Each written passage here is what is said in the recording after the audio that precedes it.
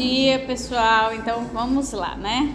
Na competência dessa semana, a gente vai explicar hoje neoplasias, de forma geral, né? Os mecanismos envolvidos, as diferenças básicas entre uma neoplasia benigna e maligna, as características que ocorrem no processo neoplásico. Então a gente vai ver uma introdução às neoplasias, porque não tem como a gente, bom dia, não tem como a gente entrar em neoplasia direto, sem vocês saberem o que é um tumor, o que é uma neoplasia, o que é uma malignidade, o que é a nomenclatura, tá? Então eu vou dar uma breve introdução, breve mesmo, certo? Se bem que desse modelo, não sei. Não dá pra ver. Dá pra ver? Peraí. Então, basicamente, a gente vai ver a definição de neoplasia, a sua nomenclatura, vamos ver alguns conceitos gerais das neoplasias benignas e malignas. E aí a gente vai entrar no processo da transformação maligna, da invasão e da metástase, que lá no livro está dividido dessa maneira, mas eu acho importante colocar aqui a parte do crescimento, certo? Antes da gente entrar na parte de invasão. E vamos entrar nas bases moleculares das neoplasias, que é a autossuficiência do crescimento, a insensibilidade a inibidores, a alteração do metabolismo celular, a evasão da apoptose, a característica de imortalidade, né, entre aspas, a angiogênese, a invasão e metástase e a evasão do sistema imune. Então, o que é um tumor, né? Então, o que é uma neoplasia e o que é o câncer de fato. Então, muitas vezes eles são usados como sinônimos, a gente sabe disso, mas o tumor, ele é qualquer coisa que vá ocupar espaço, certo? Então, que tem um processo inflamatório, né? Então, é aquilo que vai levar a um aumento de uma determinada região. Então, o processo inflamatório, ele não caso aquele acúmulo de líquido, a gente tem aquele inchaço na região da inflamação. Então, aquilo a gente pode caracterizar como tumor, certo? Não é apenas aquilo que tem uma proliferação de células descontroladas, tá? Então, tumor é qualquer coisa que vá ocupar um espaço que não deveria. A neoplasia já vai ser especificamente uma proliferação celular descontrolada, né? Então vai ser anormal essa multiplicação, essa replicação. E isso vai ser diferente da replicação celular normal, que é a substituição, a renovação do tecido. Então a gente viu lá no processo de cicatrização, quando a gente quer reparar o tecido, inicia o processo de proliferação. E isso é a proliferação normal. Na neoplasia, a gente tem essa proliferação de forma anormal. Logo, toda neoplasia é um tipo de tumor. Se eu tenho a proliferação das células, isso vai acabar ocupando o espaço. E essa é a caracterização de um tumor. Mas nem todo tumor vai ser uma neoplasia, certo? Então, esse processo de divisão celular anormal, ele pode resultar num processo benigno, que é caracterizado por um crescimento progressivo, né? A gente tem uma divisão descontrolada, que é o que caracteriza a neoplasia, a divisão descontrolada acontecendo, mas não vai gerar grandes consequências fisiológicas e morfológicas no indivíduo. Além disso, ele também pode regredir e tem como característica básica, né? Obviamente que a gente vai ver já, nem sempre isso acontece, mas as neoplasias benignas, elas muitas vezes têm uma cápsula a envolvendo, certo? Isso não é característico das neoplasias malignas. Então, a neoplasia benigna, ela vai ter a proliferação celular, mas essas células que estão se multiplicando, elas não vão ter uma desdiferenciação das células, né, parentais, a célula que teve a primeira mutação. Ela vai se proliferando e mantém aquela diferenciação daquela célula, ou seja, mantém a funcionalidade daquele tecido. Então, a gente não tem grandes alterações morfológicas nem funcionais. Mas, quando essa neoplasia ela resulta num processo maligno, aí essas células elas vão ter como características a desdiferenciação, que é o que a gente vai ver que é a anaplasia, certo? Que, ou seja, ela vai ter sim alterações estruturais, morfológicas e funcionais, porque a célula ela não está se diferenciando da forma como ela deveria. Além disso, vai ter um crescimento rápido, com mitoses acontecendo anormalmente, que nós vamos ver essas características mais na frente. A presença de necrose e também pode acontecer a presença de hemorragia. Então é mais invasivo, né? Ele acaba invadindo os tecidos adjacentes, podendo até ocorrer o processo de metástase, quando vai aí invadir um local afastado de onde se formou o tumor primário maligno. Logo, todo câncer é uma neoplasia, mas nem toda neoplasia é um câncer. Só vai ser câncer a neoplasia maligna, certo? Então, a célula principal é a célula parenquimatosa, que está relacionada à formação das neoplasias. Então, é essa célula que está com mutação e vai ser ela quem fornece a nomenclatura dos tumores. Porém, existem algumas regras básicas para a gente nomear os tumores. Por exemplo, existe uma divisão básica, no livro ele dá mais divisões, mas basicamente a gente pode dividir a nomenclatura dos tumores por linhagem, né? Linhagem epitelial e linhagem não epitelial. Então, quando, por exemplo, nós temos aí uma linhagem de células parenquimatosas epiteliais, então, se esse tumor, se essa neoplasia, ela for benigna, e ou seja, ela não invadir os tecidos, não ter a malignidade, nós vamos pegar a arquitetura desse tecido e vamos adicionar oma, né? O sufixo oma. Então, por exemplo, um epitélio glandular, a gente coloca como adenoma, certo? Papilas, né? A gente coloca como papiloma.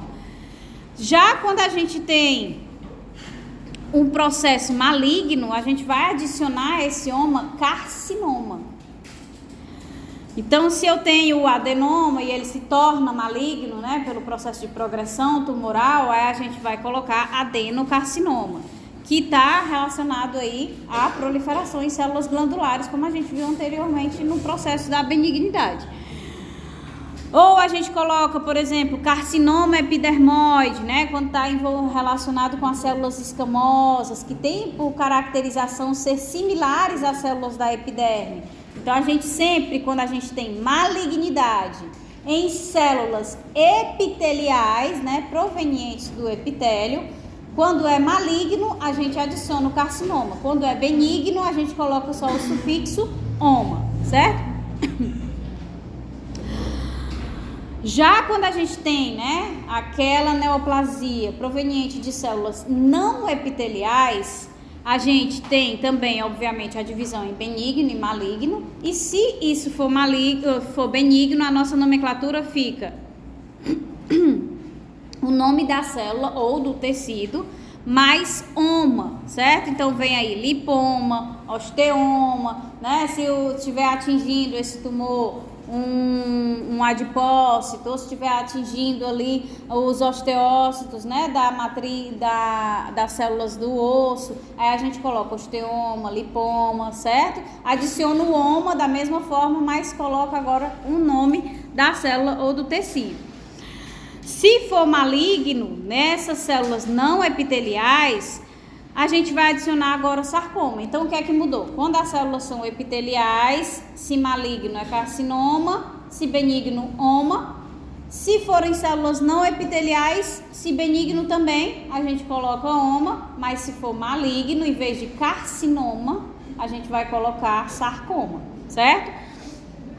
Então, a gente tem, por exemplo, se esse lipoma, né, que era benigno, evoluir no processo de progressão tumoral para a malignidade, a gente vai chamar agora de lipossarcoma. Esse osteoma dos ossos, a gente vai chamar agora de osteosarcoma, certo?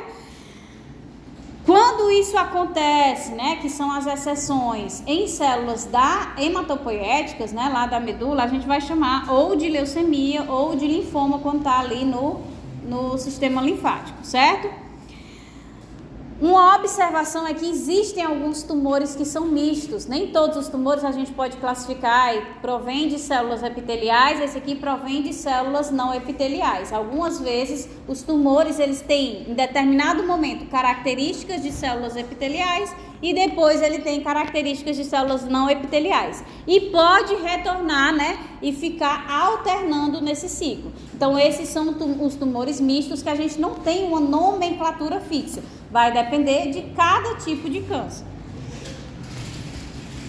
Então, basicamente, gente, para a gente começar a entrar no conteúdo, a neoplasia ela vai vir do grego neoplasis, né? Que significa neoformação e pode ser definida como proliferação celular anormal, descontrolada e autônoma, né? A própria célula é quem sinaliza para essa proliferação, no qual as células reduzem ou perdem a capacidade de se diferenciar, ou seja, a cada ciclo elas se tornam mais indiferenciadas, porque é o que a gente vai ver, que a gente vai tendo um acúmulo de mutações, e essas mutações que vão se acumulando no processo de proliferação dessa célula neoplásica é que vai fornecendo a capacidade de desdiferenciação dessa célula. Por isso que vai se agravando esse processo.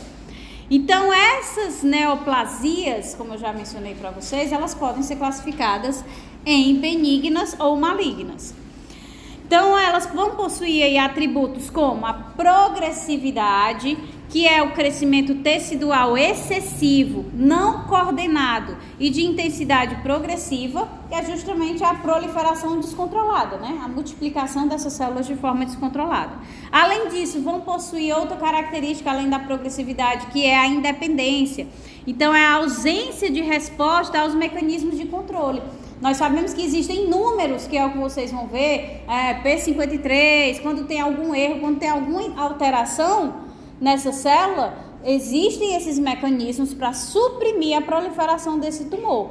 Então, o que é a característica de independência de uma neoplasia? É a capacidade que ela tem de suplantar esses mecanismos que evitam a formação do tumor, certo? Então, ela tem essa independência graças ao processo de acúmulo de mutações que vai acontecendo em células neoplásicas. Temos também a irreversibilidade, que vai corresponder à ausência de dependência da continuidade do estímulo, certo? Então, elas não precisam de fatores de crescimento chegando constantemente na célula para que ela ative o ciclo celular e assim a proliferação. Ela não precisa disso, ela é autônoma, ela própria consegue ou produzir esses fatores de crescimento ou ter receptores de fatores de crescimento constantemente ativados, certo? Então, isso é a autonomia da célula neoplásica. É importante a gente ressaltar que no processo, né, do câncer, as recidivas, né, em neoplasias benignas, elas são quase sempre ausentes, enquanto que em neoplasias malignas, elas costumam ser frequentes. A gente vai já ver que o tempo dessa proliferação, ele não é exacerbado, ele não é super veloz, né? No início, no momento em que ocorre, né, a mutação e surge uma célula neoplásica e ela começa a proliferar, no início ali nas 3, 4 primeiras divisões, ela de fato vai fazer o processo da duplicação, né? Vai duplicando exponencial. Só que chega um momento que a gente vai ter o quê? Os mecanismos de resposta àquele tumor. Então, vai começar, ao mesmo tempo em que ela está se multiplicando, se proliferando, a gente vai ter os mecanismos que vão estar limitando aquele crescimento. Então, a gente vai ver que as neoplasias, elas levam bastante tempo até que a gente consiga identificar. É por isso que se fala tanto, né? Tem que fazer o acompanhamento, principalmente quando você vai ficando mais velho, tem que ir vendo. Por quê? Porque são os exames que detectam precocemente. Porque se a gente for esperar na sintomática, normalmente o tumor ele já está num nível muito elevado.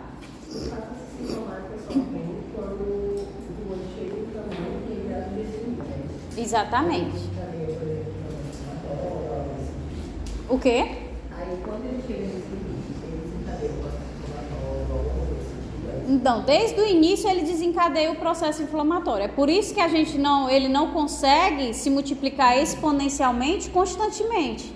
né? Então ele vai sendo limitado pelo processo inflamatório e isso serve tanto para as neoplasias benignas quanto para as malignas. O processo de inflamação crônica é que vai secretar a cápsula de colágeno em volta do tumor benigno, né? E mais, se for um tumor maligno, isso também vai acontecendo lentamente e tem o processo inflamatório ali, certo? Eles vão se multiplicando, não somente pela ação do sistema imune, né, matando algumas das células, mas como ele está aumentando de tamanho e não tem a irrigação sanguínea, algumas células também vão morrer. Essas células morrendo por hipóxia, por exemplo, vão acarretar liberação do conteúdo intracelular por necrose, que causa o processo inflamatório. Então a inflamação ela existe desde o momento em que o tumor ele inicia o processo de implantação. Mas não necessariamente essa inflamação vai ser tão exacerbada que vai me gerar sintomática. Normalmente só quando o tumor está bem grande, que é o que a gente vai ver a partir ali de 1 grama,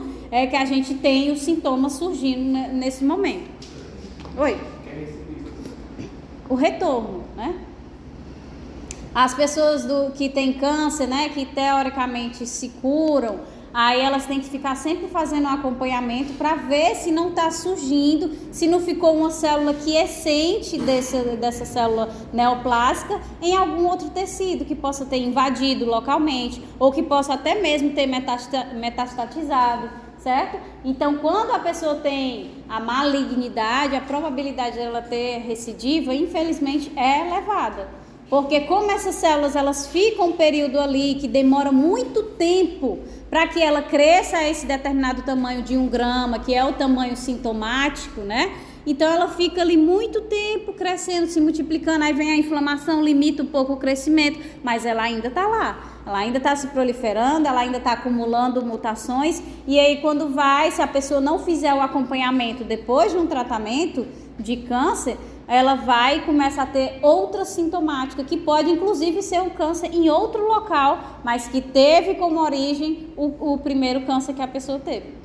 E principalmente quando você vê a questão da recepção cirúrgica, né? Que você tira o tumor. E aí você tem que abranger uma margem, né? Mesmo que você não consiga ver características neoplásicas ali, mas você tem que abranger uma margem justamente por essa característica de infiltração. Da invasão local, exatamente. Eu acho que chama até de ilhotas neoplásicas, alguma coisa assim, cordões neoplásicos. E são tipo infiltrações realmente. São as patas de caranguejo, né? Que vão infiltrando. Que é característica dos tumores malignos, certo? Os tumores benignos, eles estão envoltos pela cápsula. A imensa maioria, né? É óbvio que existem algumas exceções. Então, os cânceres, eles têm como características fundamentais serem o distúrbio genético causado por mutações do DNA. Suas alterações genéticas, elas são hereditárias e passadas para as células filhas na divisão celular, que é o que a gente vai ver como seleção darwiniana. Por que à medida que ela vai proliferando, vai acumulando mais mutações? Porque se ela está proliferando, vamos colocar uma célula que leva aí 24 horas para se multiplicar. E a célula neoplásica que leva 1 hora. Se acontecer um erro no DNA da célula que leva 24 horas, existe muito mais tempo para todo o processo de reparo dessa lesão. Se ela tem aqui 1 hora para se multiplicar e ela se multiplica muito, vai acumulando essas células filhas com o mesmo problema do dano no DNA, a probabilidade de reparar esse erro é muito pequena. Então acaba selecionando, né, as células com mais mutações. Então ele se prolifera mais. E além disso, essas mutações e alterações epigenéticas conferem propriedades que são marcas ou características do câncer. Então, por exemplo, o câncer do colo de útero. Aí você vai analisar lá a célula, existem proteínas, receptores específicos, né? Outro tipo de câncer vai ter outros receptores, outras proteínas que são secretadas, outros mecanismos, outras bases moleculares da proliferação dessa neoplasia. Então, tudo é muito específico, é por isso que dificulta o tratamento, né? Porque existem diferenças muito grandes entre cada tipo de câncer e o principal Qual é a dificuldade que a gente tem na infecção viral, né? Das vacinas terem que ser refeitas a cada 6 meses. A alta taxa de mutação, né? Então, são organismos que têm uma elevada taxa de mutação. É a mesma coisa nas células neoplásicas. Essa elevada taxa de mutação e o processo da seleção darwiniana atuando para selecionar células cada vez mais mutantes acaba por ajudar nessa proliferação da neoplasia. Então, as neoplasias elas vão ter aí 2 componentes principais, que são as células parenquimatosas, por isso que é a principal, né, que vai ser aquela que vai ser alterada, se proliferando de forma anormal, por isso que lá na nomenclatura são elas que vão dar o nome do câncer, certo? São as células alvo do tecido. E além disso, além das células parenquimatosas, que serão as células neoplásicas em si, que terão a mutação, que irão se proliferar de forma descontrolada, na formação da neoplasia a gente também tem uma estrutura que é chamada de estroma. Esse estroma é um conjunto de células que não necessariamente tem sua proliferação descontrolada, certo? Mas eles funcionam como suporte para essa neoplasia, para a proliferação das células parenquimatosas alteradas.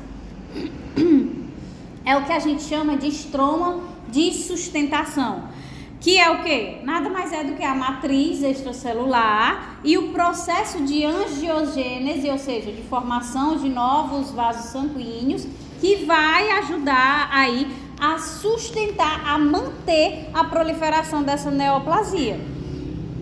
Então, ele apenas vai dar o suporte com a matriz extracelular e a sobrevivência das células neoplásicas, chegando ali com o oxigênio e os nutrientes, tá? Então, basicamente, né, se a gente for analisar as células de uma neoplasia, nós vamos ter as células parenquimatosas, que são aquelas que vão sofrer as mutações e que vão proliferar, são as células neoplásicas em si, mas nesse processo de proliferação das células neoplásicas, elas induzem a formação de um microambiente tumoral que envolve, né, aí esse estroma de sustentação, que vai ser a matriz extracelular para que essas células tenham suporte e vai ser o processo de angiogênese, a formação desses vasos sanguíneos para nutrir essas células. Então, as neoplasias, elas são causadas principalmente por agentes cancerígenos ou que a gente chama de carcinógenos, como o processo de envelhecimento, né, normal, a radiação solar, bebidas alcoólicas, tabagismo, alguns vírus, alguns medicamentos, e devido aos efeitos cumulativos desses elementos, que vão ser aí que a gente vai ter a responsabilidade pelo início, a promoção e a progressão da neoplasia, ou seja, da formação desse tumor. Esse é o processo de carcinogênese, né? Portanto, a carcinogênese ela vai ser determinada pela exposição a esses agentes em uma dada frequência e período de tempo e pela interação entre eles. Assim, a carcinogênese ela é definida em 3 estágios. A iniciação, né? No qual esses agentes carcinogênicos vão causar a mutação da célula, certo? Vão induzir alterações, sejam diretamente no DNA, sejam alterações epigenéticas, né? Vocês sabem o que é epigenoma? Sabem, né? Sabem? Epigenoma é a parte metilada, né, do DNA. Essa parte é que tá... Pois é, mas que tá relacionado à expressão dos genes. Então, quando eles alteram esse epigenoma, ele pode favorecer a expressão de genes que não deveriam estar sendo expressos. Essa obesidade, a sua mulher ela é obesa, ela mete no DNA. Aí o filho tem maior probabilidade de ser obeso. Exatamente. É o que a gente falou no início, né? Eles podem ser transmitidos, uma transmissão hereditária, né? É aquelas pessoas que fazem um exame e têm uma predisposição, porque no código genético indica os genes que podem induzir a formação de uma malignidade. Aí faz a remoção da mama, no caso da Angelina Jolie, né? Que ela tinha uma predisposição, então ela já removeu para não ter perigo de acontecer, e ainda há a possibilidade. Ela removeu o útero também, eu pensava que era só... O útero também. Pois é. Quando a pessoa tem essa predisposição, pelo fato das neoplasias serem transmitidas, né, de forma hereditária, se você tiver condições de fazer essa análise e poder diminuir os riscos, é vantajoso. Então, depois da iniciação, depois que acontece essa mutação, seja diretamente no genoma, na parte do epigenoma, a gente vai ter aí a promoção, que é a segunda etapa da carcinogênese. Então, no qual a célula iniciada, né, sofre um acúmulo de mutações que ativam proto-oncogenes e inibem genes supressores de tumor, que resultam na proliferação, na resistência à apoptose, na autonomia celular, ou seja, vai favorecer o comportamento maligno dessas células, né? Se eu estou aqui, eu estou favorecendo a proliferação, então as células vão se multiplicar descontroladamente, já é característica neoplásica. Se eu estou aqui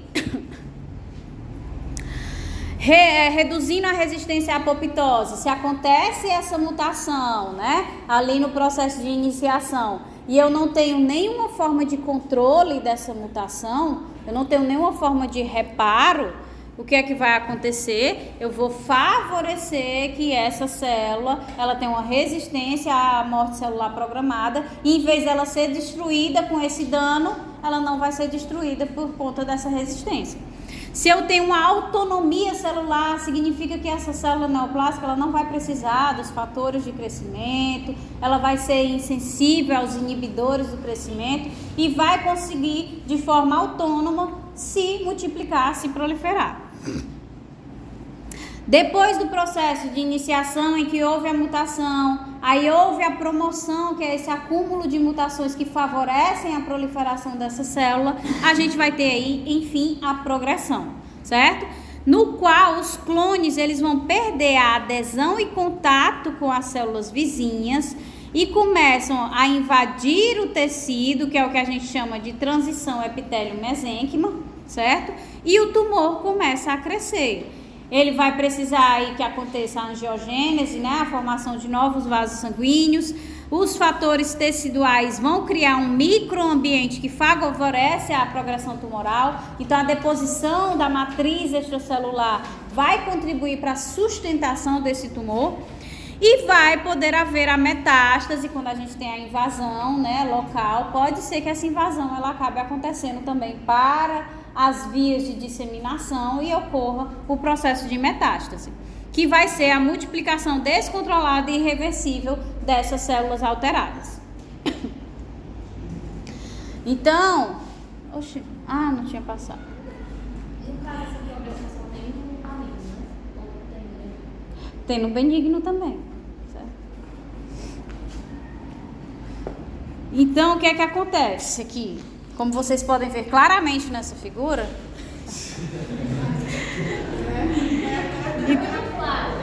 é bem claro, exatamente, né? Então, vocês veem aqui pelos slides que vocês estão no celular que a gente tem a primeira etapa de iniciação.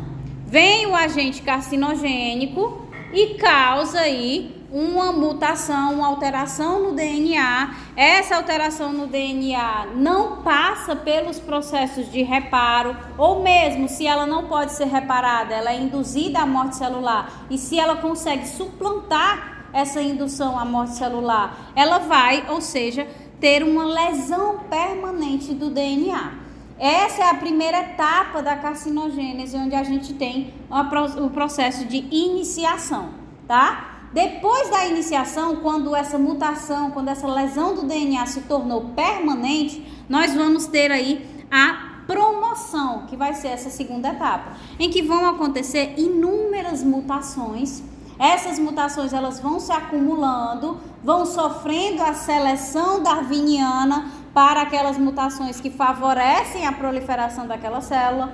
Então, eu vou ter a mutação que vai suprimir os genes, que vai inibir a expressão dos genes supressores de tumor. Eu vou ter uma mutação que vai ter um receptor de fatores de crescimento ativo constantemente. Então, todas as mutações que favoreçam a proliferação dessa neoplasia, elas vão se acumulando no processo de promoção, que foi aquilo que a gente viu, né? De resistência à apoptose, da autonomia, tá? Depois disso, se implantou a promoção, se acumularam essas mutações que favorecem a proliferação da célula neoplásica. A gente tem a terceira etapa, que é a progressão, certo? Que aqui está colocado neoplasia maligna, porque ele está se referindo, né, a uma neoplasia maligna, mas que fique claro que os tumores benignos também sofrem progressão, tá? Então, a gente tem aí, com esse acúmulo de mutações, a formação, pelas características das bases moleculares desse tumor, a última etapa, que é a etapa de progressão. Professora, naquela parte da epigenética, eu pensei que trabalhava também a influência do meio ambiente na expressão de genes. É errado esse pensamento? Não, mas é porque normalmente a influência do ambiente, ela atua mais na fase da iniciação, né? Desencadeando aquela primeira mutação.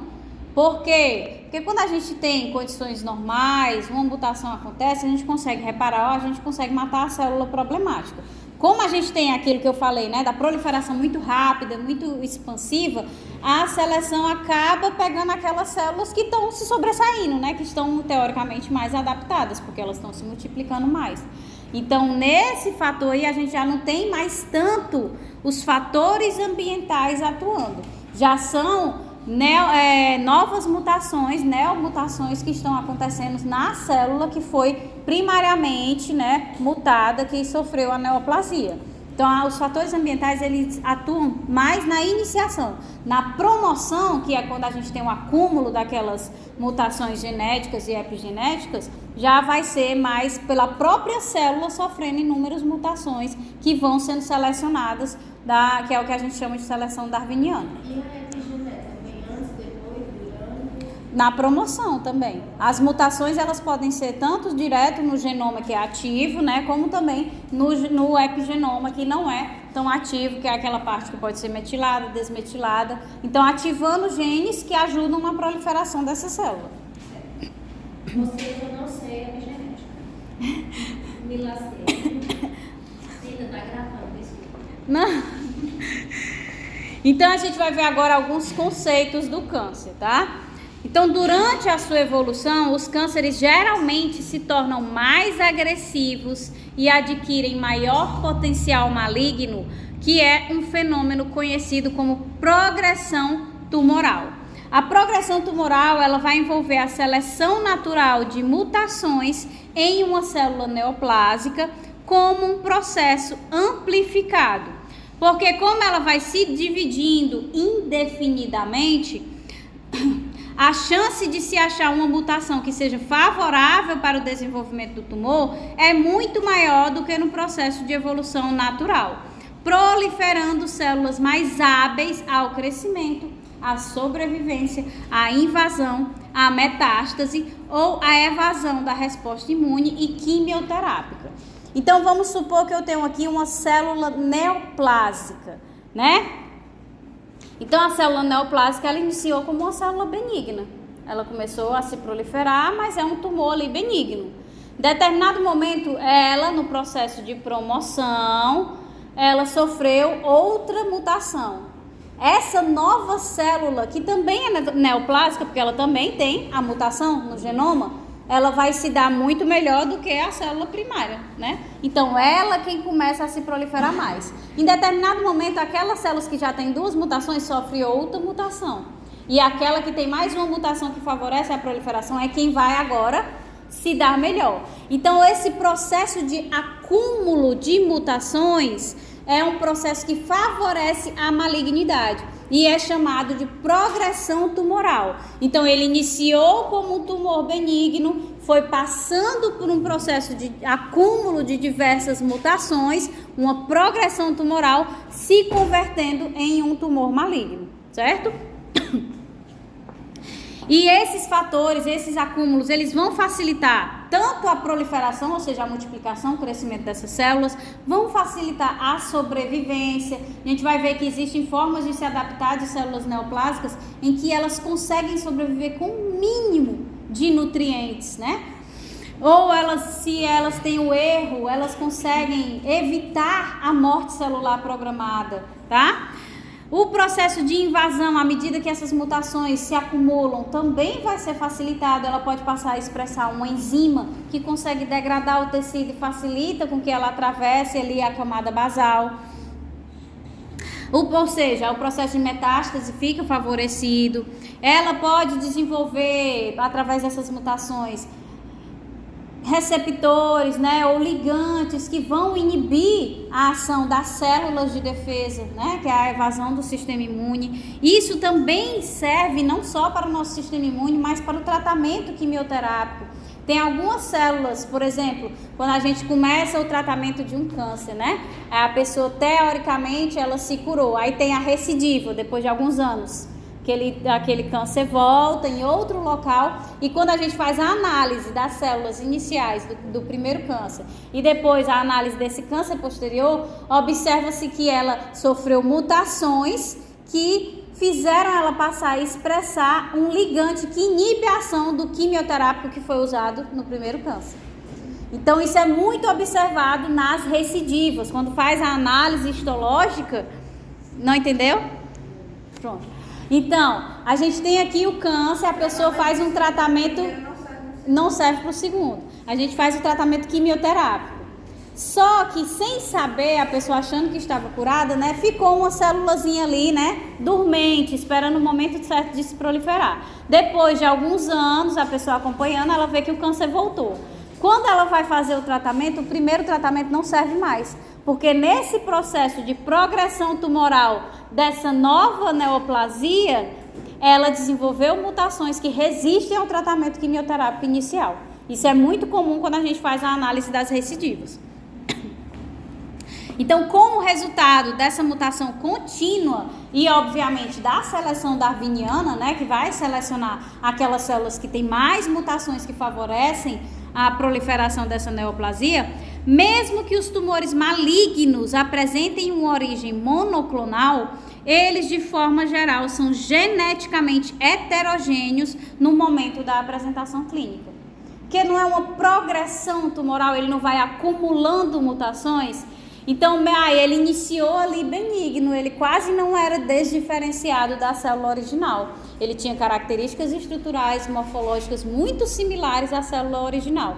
Aí ele foi acumulando mutações e foi se modificando, passando pelo processo de progressão tumoral. Não houve metástase, ele não atingiu células de outros tecidos, ele está só ali no pâncreas, está atingindo só os hepatócitos, certo? Então ele tem uma origem monoclonal, mas o acúmulo de mutações ele passa a ser tão grande em determinado momento que lá no final, quando a gente faz a análise, ele é geneticamente completamente heterogêneo.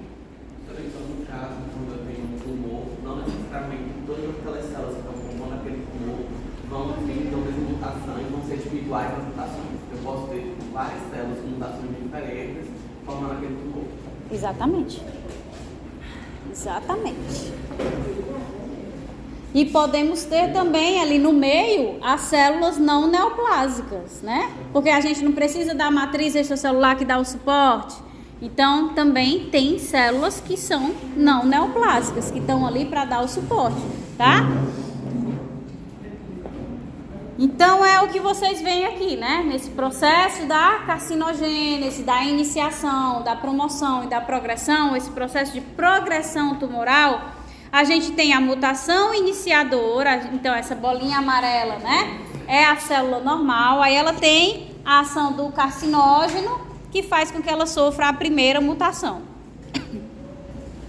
A seguir, a gente tem a promoção, onde acontecem outras mutações, e aí a gente vai acumular ou não essas mutações. Então aquela célula mais adaptada, ou seja, aquela que possui as mutações que contribuem para a proliferação maior da neoplasia, é que vão perpetuar. E aí, com todas essas mutações, não para no processo de progressão. Na progressão tumoral, elas continuam a acontecer e continuam a se acumular, gerando o tumor, o câncer geneticamente heterogêneo. Percebam, ela começou com uma bolinha amarela, ficou roxa com uma mutação. Aqui na promoção ela já ficou azul de tantas outras mutações que aconteceram.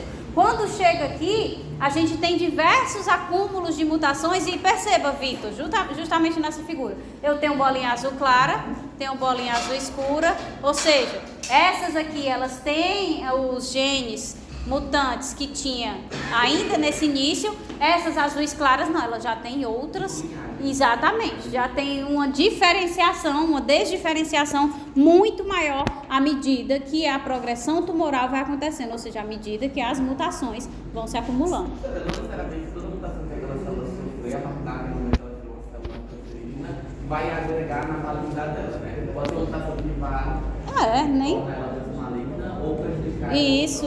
Não necessariamente as células neoplásicas elas sofrem uma mutação que será sempre benéfica para ela. Pode ser que não seja benéfica para ela, certo? É por isso que as que sofrem, as que são benéficas, é que conseguem se sobressair e proliferar.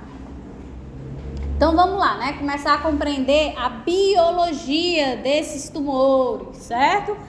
Então, para que essas neoplasias elas se desenvolvam, são necessárias várias etapas que a gente chama de biologia de tumores. Então, primeiro, a célula normal, ela precisa sofrer uma transformação maligna. E entendam, a definição da etapa por transformação maligna não significa que a neoplasia já é maligna, certo? Transformação maligna é a ocorrência de uma mutação que favorece a proliferação, ou seja, a formação de uma neoplasia, tá? A segunda etapa é justamente o crescimento, é a proliferação descontrolada, a formação da neoplasia em si. Depois disso, a gente vai ter a terceira etapa, que é a etapa de invasão local, que é quando essas células neoplásicas elas começam a invadir. E aqui, nessa etapa, nós temos a caracterização da malignidade, certo? Um tumor benigno, ele não vai invadir, raríssimas exceções, e se ele invadir, ele não vai causar danos funcionais, morfológicos no tecido, no órgão do indivíduo, certo? Mas a partir do momento em que nós temos a invasão, nós temos a caracterização da malignidade. Depois do processo de invasão, fica muito mais fácil que aconteça a última etapa, que é a possível metástase à distância. Por que a distância? Porque a invasão local, por exemplo, eu tenho um câncer no estômago. Aí ele chega ali e pega um pouquinho do pâncreas. Isso é uma invasão local, é porque está em contato ali e acabou se proliferando dessa forma. Outra coisa é quando essas células neoplásicas atingem a corrente sanguínea, o sistema linfático ou as cavidades e vai vir aqui lá para o pulmão, né? Vai vir para o cérebro. Então vai para locais distantes porque entrou nas vias de disseminação, tá? Então essas duas primeiras etapas, elas acontecem tanto nas neoplasias benignas quanto nas lesões malignas, enquanto as duas últimas etapas são particularidades dos tumores malignos, tá? Então, para compreender a transformação maligna, nós vamos destrinchar agora cada uma das etapas, né? Então, o primeiro é o quê? Transformação maligna, que é o sinônimo da ocorrência da mutação para a formação da célula neoplásica. Depois, a gente tem o crescimento, que aqui nessas duas etapas está associado tanto aos tumores benignos quanto aos malignos. E depois que a gente vai ver invasão e metástase, tá? Então, o que é a transformação maligna, né? Então, a gente precisa lembrar que uma célula de um organismo, ela vai surgir a partir de uma célula tronco que vai se diferenciar para adquirir capacidades específicas para desempenhar funções particulares e relevantes para aquele tecido. Então, toda célula que o tecido está precisando, até mesmo na formação, né, do feto, do bebê, isso vai acontecendo, essa diferenciação para a formação dos tecidos, órgãos e sistemas. Então, esse é o conceito da diferenciação celular. Se eu pegar ali, o tecido conjuntivo tem uma origem celular, todos iguais, mas ele vai dar origem ao tecido ósseo, ele vai dar origem ao tecido adiposo, ele vai dar origem ao tecido hematopoético, que vai dar origem às células mieloides e linfóides.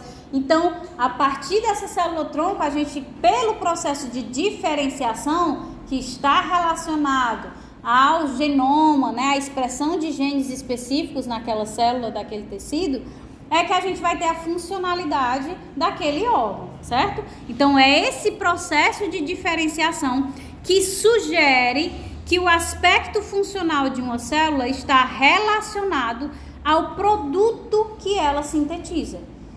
Não está relacionado ao genoma? O genoma não vai expressar em cada tipo celular proteínas específicas? Essas proteínas específicas é que coordenam o metabolismo dentro dessa célula. Então, por isso que a célula vai ser, né, vai se diferenciar naquilo que ela produz.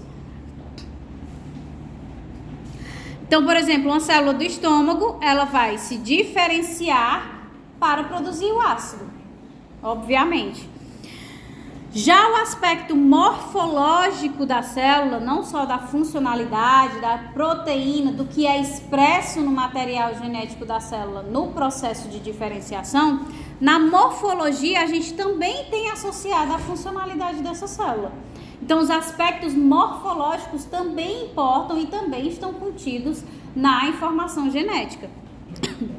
Então, a gente tem células que têm que ter um aspecto alongado, tem células que tem que ter um aspecto achatado, né? Tem células que tem que ter junções membranosas, as células do tecido epitelial, vocês sabem que tem inúmeras junções comunicantes, de junção de oclusão, então tem vários tipos que é justamente para elas ficarem bem juntinhas. Então, todo tipo de tecido, todo tipo de célula vai ter suas características morfológicas e de conteúdo, né, de composição específicas para que elas consigam desempenhar suas funções. Esse é o processo de diferenciação de uma célula.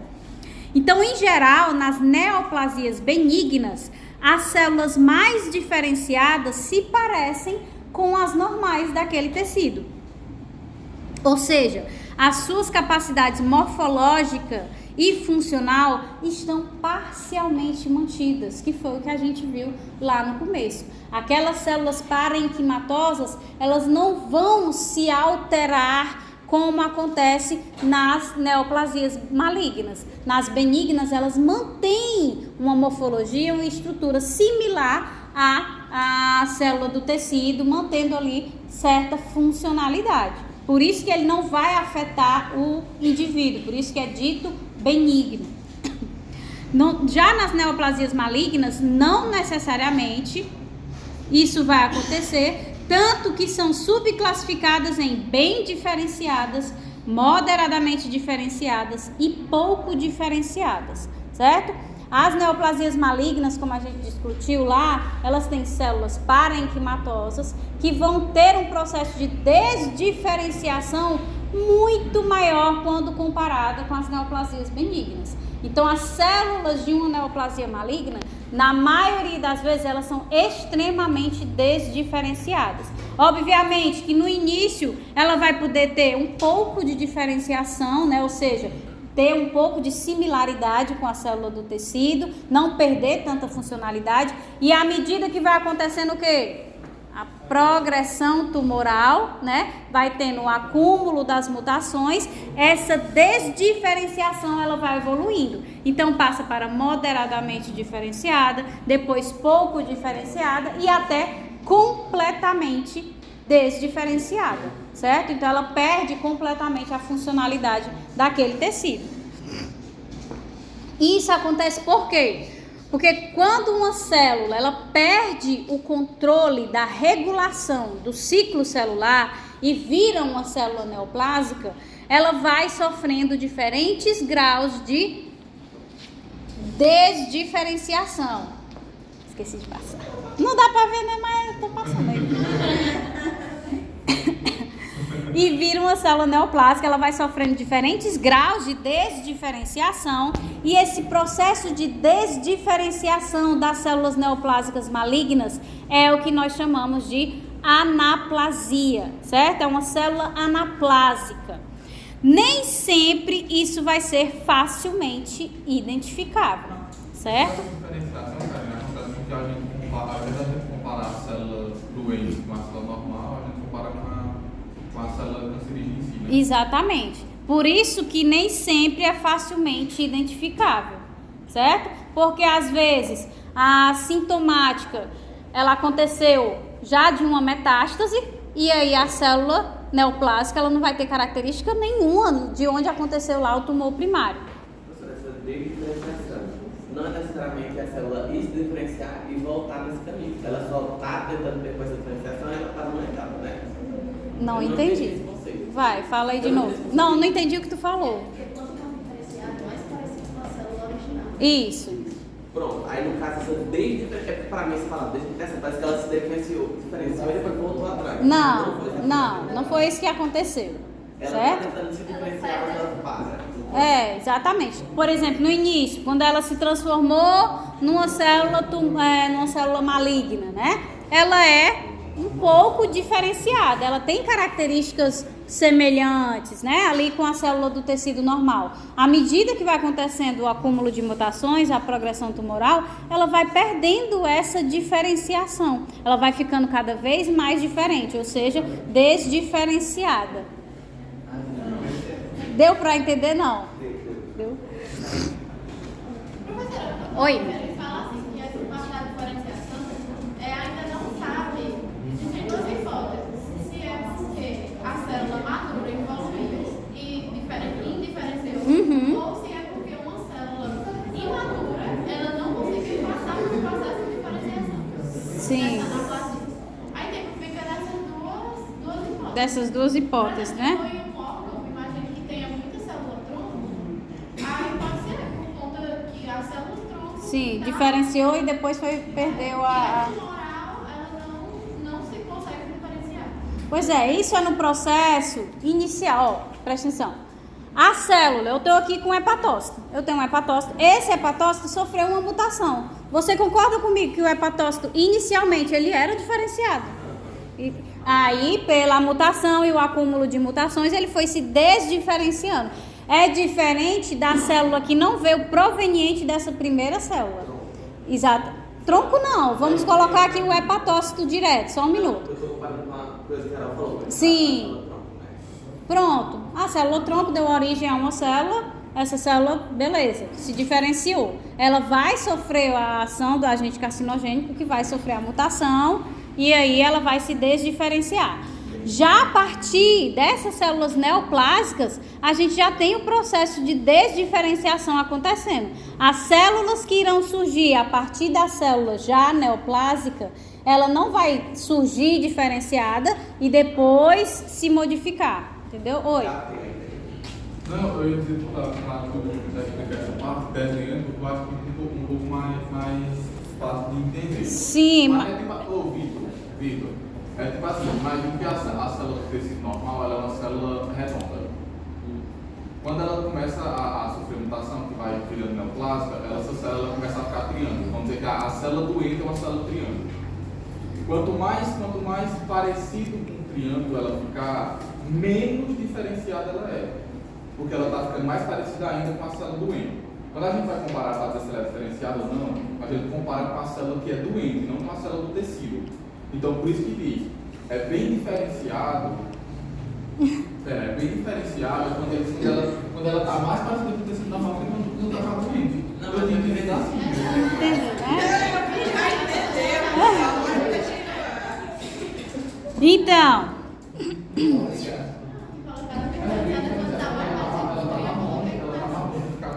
Então, voltando aqui, nem sempre é facilmente identificável, por quê? Porque às vezes a célula que está sendo analisada, né, que deu assintomática, ela é uma célula metastizada, então ela veio de um tumor primário, mas ela deu assintomática em outro órgão que tem uma estrutura completamente diferente, certo? Mas o que é que acontece? Se você analisar, então eu nunca vou identificar qual é o tipo de câncer, se tiver muito desdiferenciado, identifica. Por mais mutações que se acumulem, né, que vão acontecendo na progressão tumoral, se você fizer a análise genômica daquela célula, você consegue correlacionar com a célula primária, certo? Então, a maioria dos cânceres, quando a gente tem essa característica que não é facilmente identificável, o tipo de célula, né, o tecido, aí se faz a análise genômica para saber de onde foi que veio, onde é a parte primária. Então, a perda das características basais e o ganho de outras características que vão favorecer a sobrevivência, a proliferação dessa célula neoplásica, está muito associado à agressividade dessas células, ou seja, à agressividade do tumor. Quanto mais desdiferenciada uma célula neoplásica, mais agressivo é o câncer. Quanto mais ela acumula mutações, quanto mais ela sofre progressão tumoral, mais agressivo vai ser esse câncer. Por quê? Ele está acumulando mutações que, como a gente veio discutindo, são o quê? Vão favorecer a proliferação dela. Então, ela acaba sendo mais agressiva. Se ela quer se proliferar, se eu tenho uma célula que ela tem as mutações para crescer, para não desencadear a apoptose, e eu tenho outra célula que tem os genes para crescer, para não desencadear a apoptose, e secreta enzimas que conseguem degradar a camada basal e ela consegue invadir. Então, qual vai ser selecionada? Vai ser selecionada aquela que tem mais mutações, ou seja, que está mais desdiferenciada, né? Então, quando ela está mais desdiferenciada, ela é mais agressiva, certo? Então, supondo-se que uma célula sofre uma transformação maligna, né? Esta vai tentar selecionar mutações na sua prole, que possibilitem criar características vantajosas para a proliferação daquela célula. Ou seja, células que vão aí expressar mais genes relacionados à produção de vasos, né? O processo de angiogênese. Células que vão expressar enzimas relacionadas à degradação da camada basal, que favorece a invasão. Então, tudo aquilo que seleciona a malignidade, a agressividade de uma neoplasia maligna está relacionado a esse acúmulo de mutações que favoreçam a proliferação dessa neoplasia. Portanto, a célula neoplásica ela precisa produzir novos componentes que permitam que isso aconteça. Assim, ela precisa perder a sua super especialização. Por isso, ela passa pelo processo de desdiferenciação. Por vezes, a desdiferenciação é tanta que é muito difícil, né, como eu já disse, identificar a linhagem daquela célula, tá? Então, existem algumas alterações morfológicas que estão associadas ao desenvolvimento dos tumores, né, em si. Então, nós temos aí o pleomorfismo, alterações nucleares, mitoses e a perda de polaridade, que são os processos de mutação, de transformação maligna que estão acontecendo nessas células neoplásicas. Então, o que é o pleomorfismo, né? Então, são células que em determinado tecido têm tamanhos e formas definidas e à medida que ela começa a perder a sua diferenciação, ou seja, à medida que ela vai desdiferenciando, ela vai perdendo essa definição. Então, são células que, em comparação com a célula original do tecido, ela vai ter um tamanho maior ou menor. São células que vão ter uma forma mais indefinida. Se ela é globosa e ela se apresenta de forma achatada, aí já vai ter uma modificação na morfologia da célula. O que são as alterações nucleares, características das células neoplásicas? Então, principal é a hipercromasia. O que é a hipercromasia? É um núcleo que quando a gente faz quando a gente coloca o corante, é porque eu queria a palavra, a coloração, não era coloração, mas tudo bem. Quando a gente faz o corte histológico e a gente adiciona o corante, esse núcleo ele vai ser muito mais pigmentado, por isso é chamado de hipercromasia. E isso é devido ao quê? Porque no processo de proliferação da célula neoplásica, a gente vai ter uma produção aumentada de material genético. Ela não quer se proliferar, então ela está estimulando a replicação do seu material genético constantemente. Então a gente tem um acúmulo, que é o que a gente muitas vezes vê quando analisa essas células, encontra-se, né, a ocorrência da poliploidia, né? Então são células que tem, em vez de 2N, né, a gente vai ter 4N, 6N, 8N, que ocorre a replicação desse material genético, que pode vir com a ocorrência da citocinese. Então ela pode replicar o material genético e ocorrer de fato a divisão, e aí ela proliferou, ou ela pode não produzir. Vocês lembram da aula de ciclo celular, que eu falei que na fase G1 é a fase que duplica a organela, duplica conteúdo, né, celular, aumenta a produção de estonas, para justamente compactar o material genético que vai ser duplicado. Então, ela pode estar replicando o seu material genético, mas não ter o conteúdo, a composição química de organela, de compostos químicos suficiente para que aconteça a citocinese, ou seja, a divisão em duas células novas. Então, por isso que esse material genético ele vai se acumulando. Ela replica, mas não consegue dividir, porque não tem lipídio suficiente para formar duas membranas, não tem proteínas para formar o retículo, 2 retículos, 2 mitocôndrias, né? Então ela não tem conteúdo suficiente para que a divisão de fato aconteça. Ou seja, o conteúdo e o tamanho celular não foram propícios, ideais para que a divisão acontecesse. Além disso, além da gente observar, né, nas células que sofreram transformação maligna, o pleomorfismo, as alterações nucleares quando a gente cora a lâmina, a gente também vai observar a ocorrência de mitoses atípicas. Dependendo do tecido e dependendo da quantidade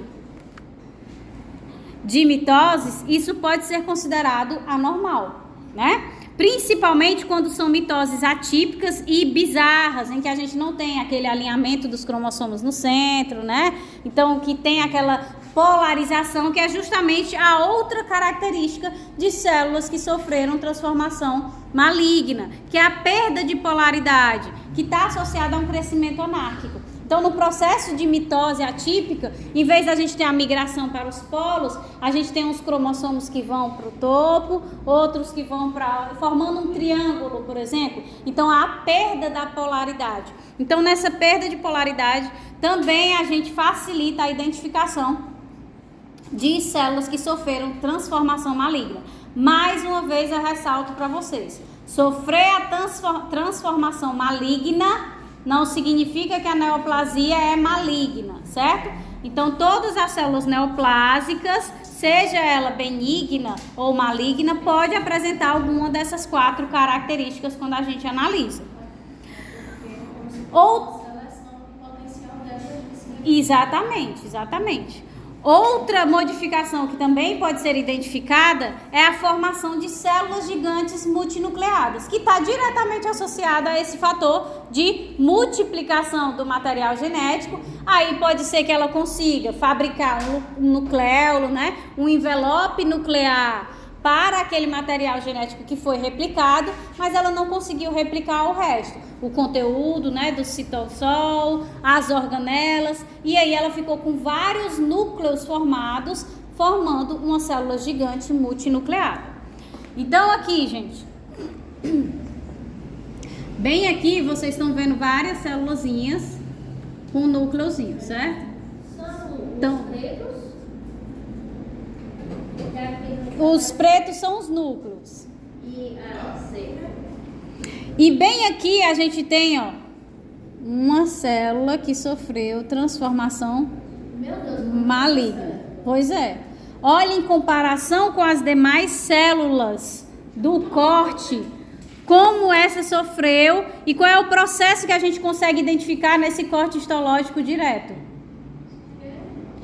Qual é o processo que essa...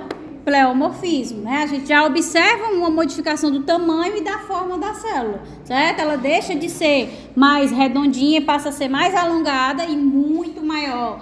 Outra característica que a gente vê bem aqui, ó, do processo, células gigantes, né? Multinucleadas, certo? Nesse outro corte aqui, a gente observa as células também normais, certo? E aqui, bem aqui, a gente tem essa célula que apresenta o que é que cora nesses cortes. O que cora é o material genético, certo? Então, os cromossomos. Quando a gente visualiza esse T, a gente sabe que é a perda da polaridade. Então, tá tendo fluxo, tá indo para uma ponta, para outra, em vez de partir, né, para as extremidades de forma normal. Então, são características que vão sugerir para a ocorrência de transformação maligna nessas células neoplásicas, certo? Então, além da característica, né, celular, da modificação das células, a gente também tem associado à transformação maligna a característica tecidual, certo? Então, quando essas células transformadas, elas se desorganizam e perdem sua função no contexto do tecido, a gente tem a ocorrência do processo de displasia, certo? Então, não necessariamente, professora, mas muitas células estão sofrendo anaplasia, muitas estão se desdiferenciando, muitas, tá, mas elas não estão se desorganizando no tecido e não estão perdendo a função no contexto do tecido. Então, isso não é um processo de displasia. Quando a gente tem essa desorganização, por exemplo, se eu pegar a pele, eu tenho a epiderme e a derme, se eu tenho uma neoplasia ali na derme, então quando células da derme, a gente começa a ter a formação de esqueci o nome. Acho que é pólipos. Ou é... Não, é papila, acho que é... Não sei, esqueci. As células da derme começam a sair, né? Começa a formar aqui o tumorzinho neoplásico. É papiloma? Acho que é.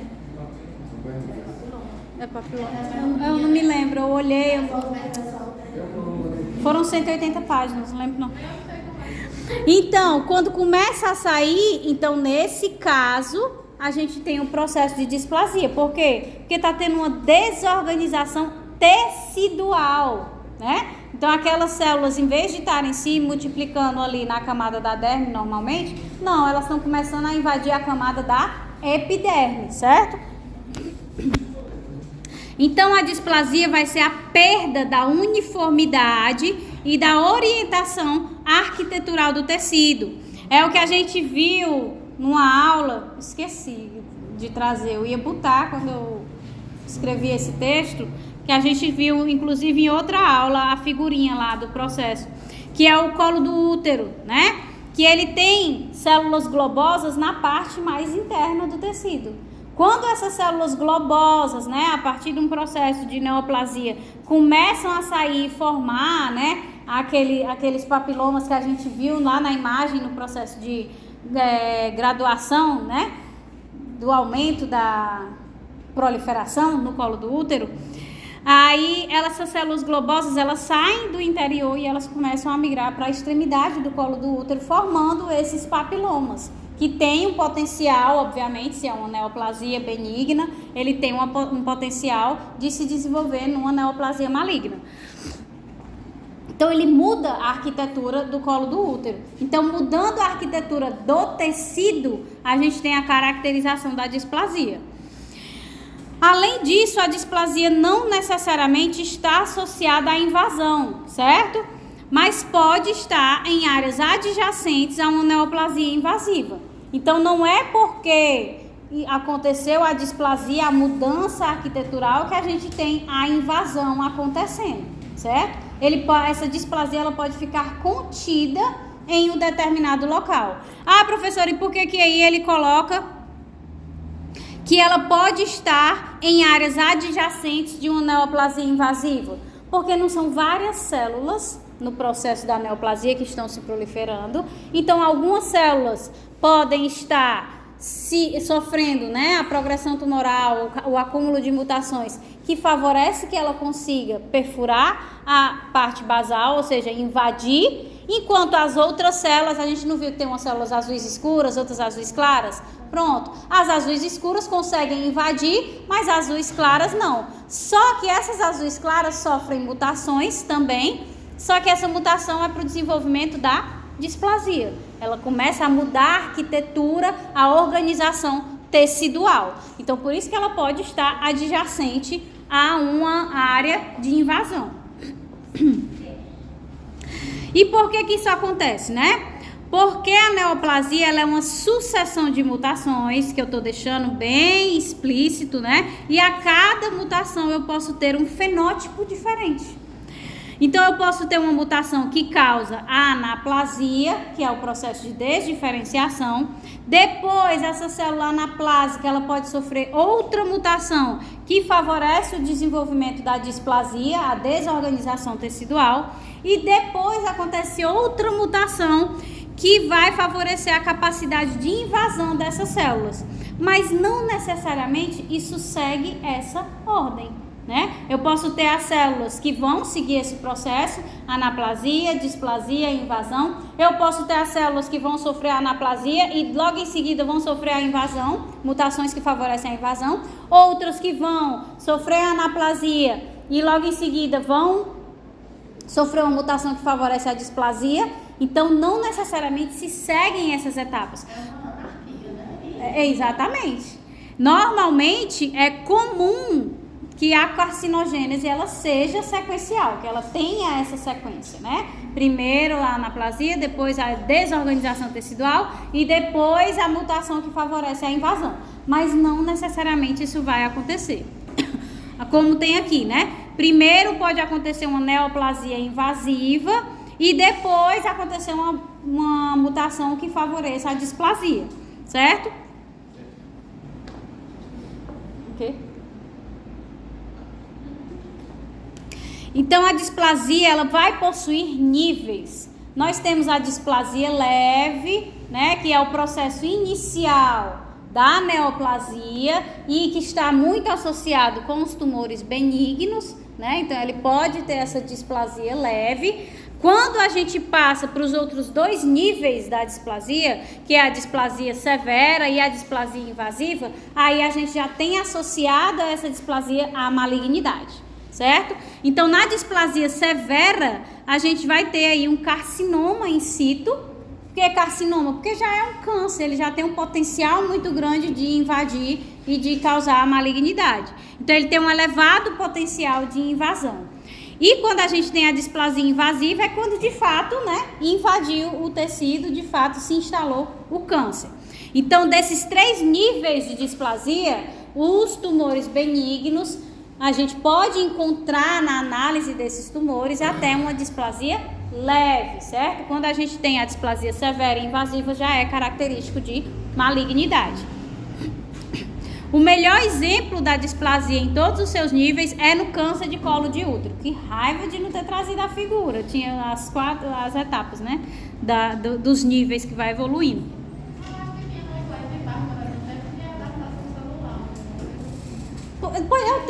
Eu tenho nos slides. É justamente de adaptação celular, que é a formação dos papilomas lá que eu trouxe. Foi justamente no de adaptação. Tem o colo normalzinho, aí o início, que é a displasia leve, aí vem a displasia severa e o câncer direto. Então, na evolução do câncer de colo de útero, para câncer efetivamente invasivo, ele tem 3 classificações de neoplasia intraepitelial cervical, né? Ou seja, estágio 1, 2 e 3. Quando a gente faz a análise, né, da raspagem lá do Papa Nicolau, o que vai determinar esse grau, se está no estágio 1, se está no estágio 2, se está no estágio 3, é a alteração arquitetural desse tecido que foi raspado.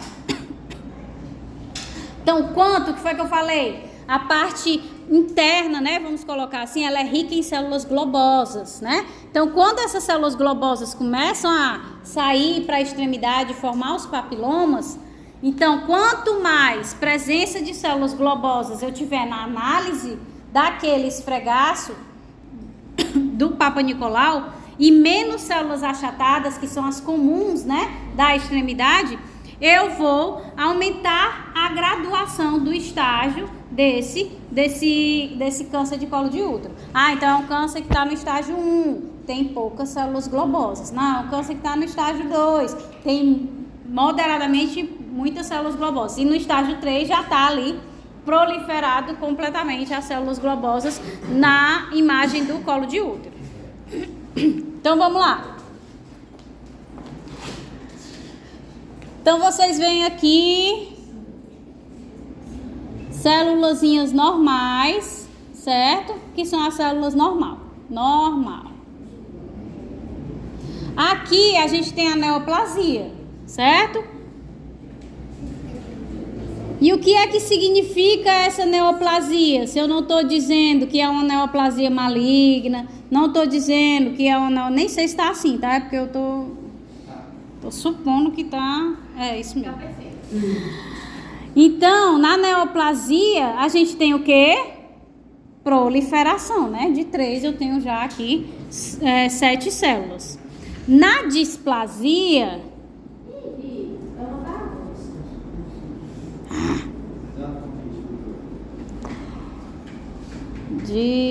Displasia. Olha como eu escrevo com prazer. Então, na displasia, a gente já tem uma alteração arquitetural, né, da organização do tecido. Então, aqui a gente vai ter a camada do tecido e vai ter essas célulazinhas que são menores.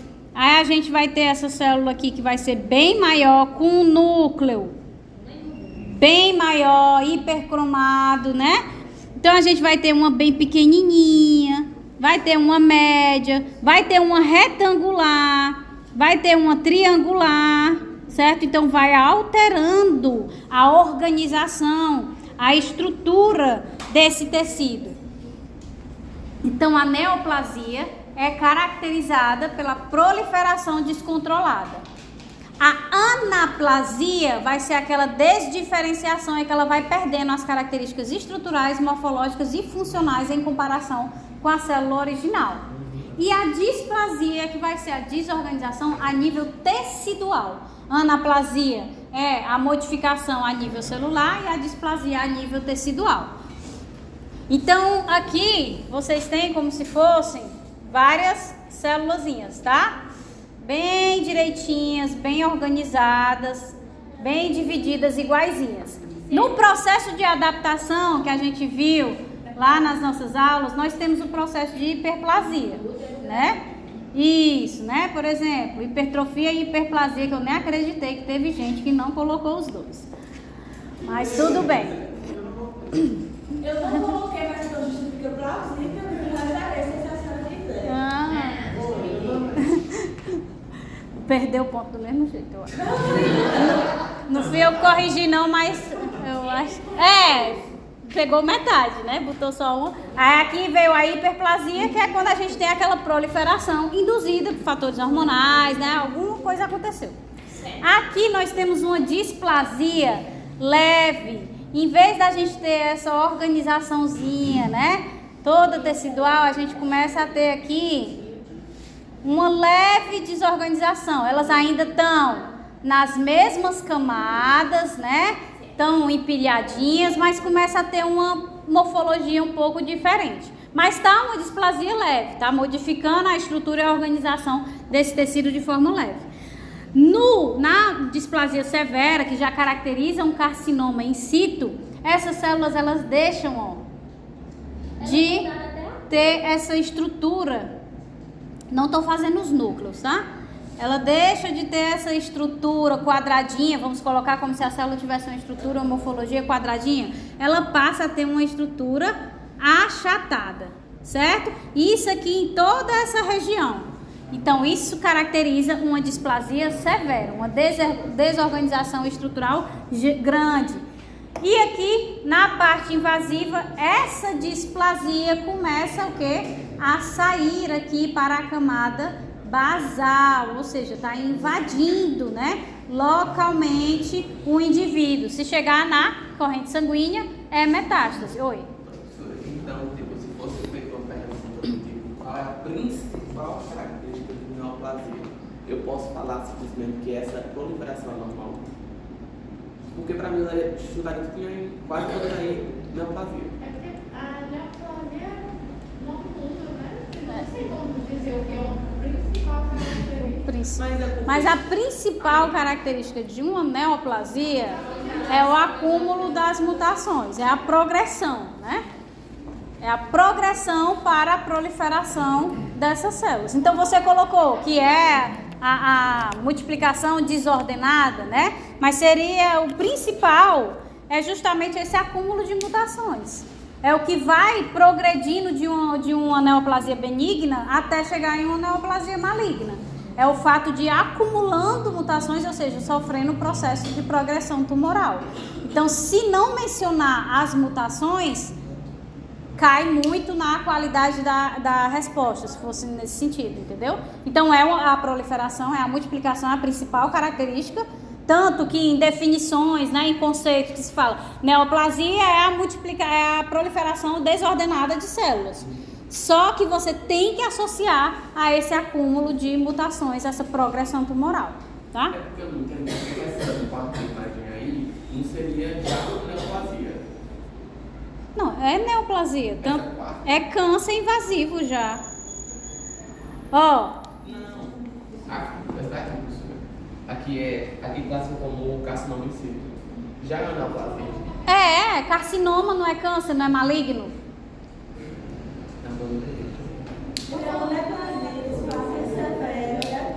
Ó. Quando a gente tem... Cadê o... É porque não dá pra ver, não adianta.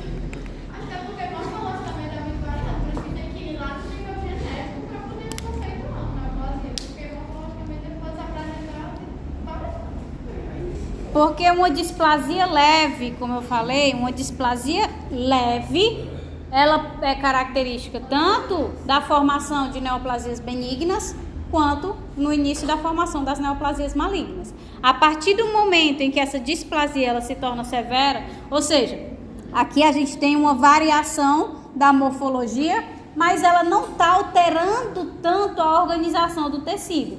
Quando você olha para cá, ela já alterou completamente a organização do tecido, só que ela não está invadindo.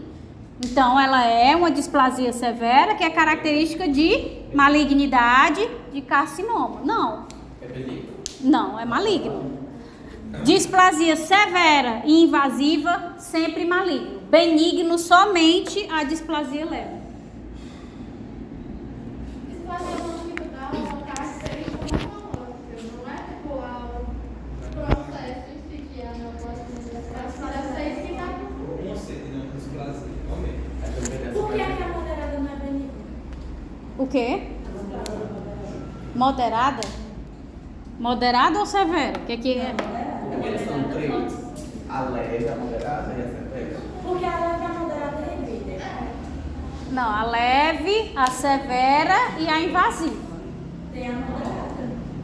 Tem a moderada, a moderada é a severa. Não, é a severa. Porque no livro ele coloca leve, moderada e severa. Essa daí, essa última, essa quarta, ele usa uma moderada. Exatamente. Pois é. A moderada é in situ.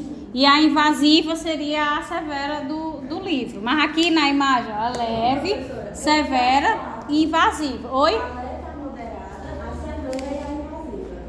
Sim. A leve e a moderada são as que incidem, as outras são as que já entram na neoplasia maligna. Eu não vi, não. Tem lá no... Tanto que é uma das características que você falou do útero, porque a moderada, você encontrar até mais ou menos a moderada, onde tiver a HPV consegue regredir. Pois é, eu só vi essas 3 etapas. Tem 4 etapas, então, né? Pois é, então a leve e a moderada, que deve ter, não tenho a imagem, eu não vi. Também, então, é característica tanto da neoplasia benigna quanto da maligna, certo? Todo o processo de conversão de uma neoplasia benigna e maligna, ela vai sofrendo, né, as alterações. Então, vai aumentando o grau de displasia, o grau de anaplasia, né, de desdiferenciação. Então, tem as 4 no livro de vocês. Então, tem a leve e a moderada, que são características tanto de benignas quanto de malignas. E tem a severa e a invasiva, que é já característica de malignidade. Não tem como correlacionar com benigno, certo? Então, esses são os fatores de transformação maligna, né? Tá em qual slide, hein? 11. Não, 22. Página 11. Tá no 22. Então, vamos lá. Então, nesse processo, a gente viu que tem lá a transformação maligna, depois vinha o crescimento. Essas duas primeiras etapas, que a gente acabou de terminar aqui, e vai passar para o crescimento, são características tanto de neoplasias benignas quanto de neoplasias malignas. Então,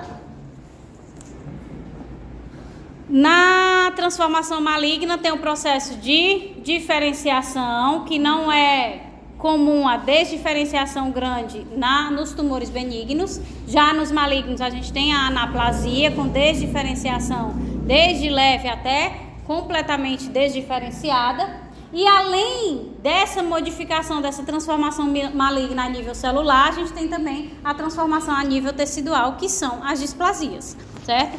Depois da transformação maligna, certo? Que é a mutação que caracteriza a neoplasia dessa célula, a célula ser neoplásica, a gente precisa que essa célula ela cresça, que ela se prolifere.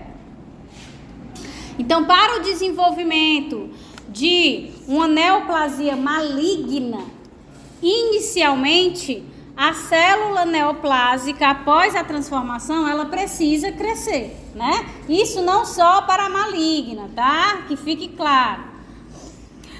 Então, portanto, a transformação até a manifestação clínica, da transformação até a manifestação clínica, a gente tem um longo período de tempo, certo? Então, para que uma célula atinja 1 bilhão de células, são necessárias 30 divisões exponenciais. Então, a gente precisa que uma célula que ela sofreu transformação maligna, essa uma célula, ela precisa sofrer 30 divisões exponenciais para que ela atinja 1 bilhão, né? 1 bilhão de células, que vai ser o equivalente aí, que a gente sabe, a 1 grama. Depois, apenas mais 10 divisões exponenciais, eu vou atingir já 1 trilhão, tá? Então, aqui vai ser quanto? 1 quilo.